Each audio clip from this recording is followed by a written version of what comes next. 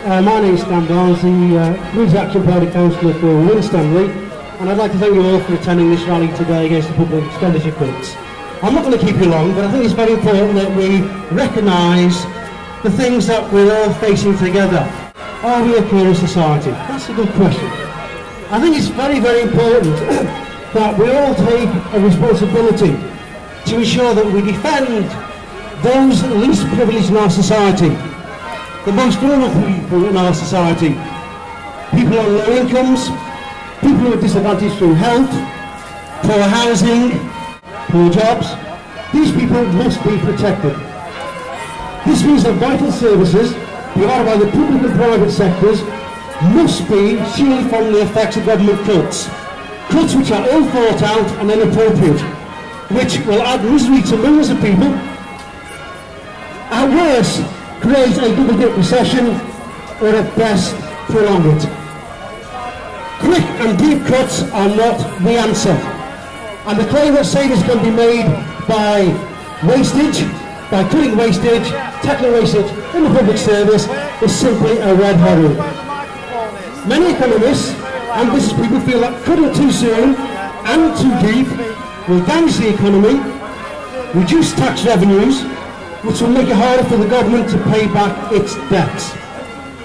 Spain, for example, recently saw its credit rating downgraded because there are fears that it's cut too soon and too deep, and will not be able to pay back its debt because of a reduction in tax revenue. And if we're not careful, we're going to go exactly the same way. Business confidence can be threatened by cuts just as much as by deficits. Cuts on the scale being considered by the government will lead up to a loss of 750,000 jobs, and the reduction in demand could shove us back into a recession. It is essential that we send a clear and unequivocal message to the government saying hitting those who can least afford to pay for the mistakes and excesses of others, of those who are responsible for this mess, is unacceptable, and we will fight you all the way. And I hope you'll all agree with me on that. The real tragedy is that it doesn't have to be this way. In case of the UK in the 80s and Canada in the 90s, deficits were only reduced when the global economy picked up. The solution to big deficits is growth, not cuts. Healthy economies create healthy public balance sheets. The Guardian correctly stated, what is needed now is a growth strategy, not a public cutting strategy. The economic principle is simple. Government investment pays for itself by creating employment, greater levels of economic activity, and so increasing tax revenues that can pay off the debt. For example, it could easily be applied to a programme of massive council house building, addressing a critical social need and employing the more than 300,000 construction workers who have lost their jobs in the recession, or alternatively, or including investing in our transport infrastructure. As Helen quite rightly said, following the Second World War, Britain's national debt topped 250% of its gross domestic product. Attlee's post-war government embarked on a massive infrastructure programme to get the economy back on track that included the creation of the National Health Service and greater levels of council housing. Debt subsequently halved. The UK government should be straining every muscle to work with other EU nations and others to develop a coordinated strategy to stimulate our economies and their economies, to raise tax revenues and to pay off our debt.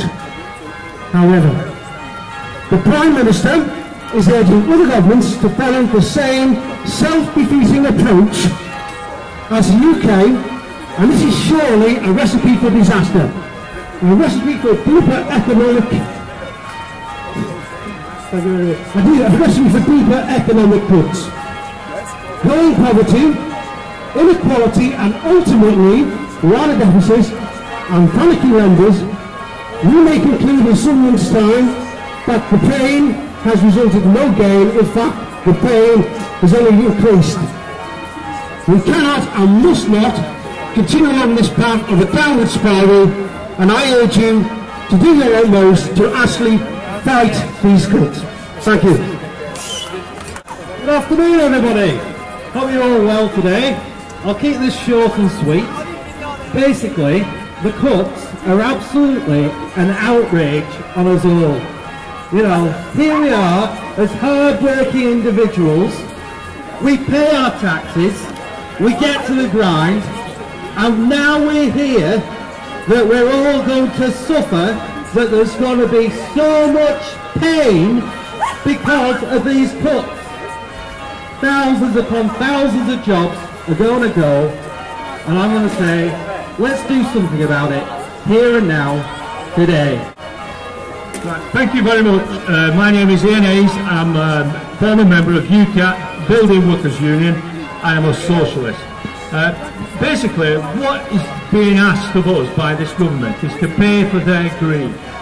They got greedy and they took all the toxic loans from America, the banks collapsed, and then asked us for 850 billion to bail them out. And now they're asking us to pay for that debt.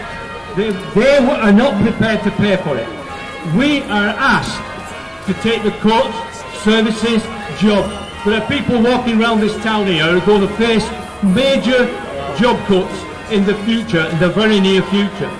I read in The Guardian this morning that a Tory minister said that the cuts, not the cuts, but the radical measures that they're taking is going to be more radical than Margaret Thatcher. And they're going to do it quicker, so they're going to do it really fast.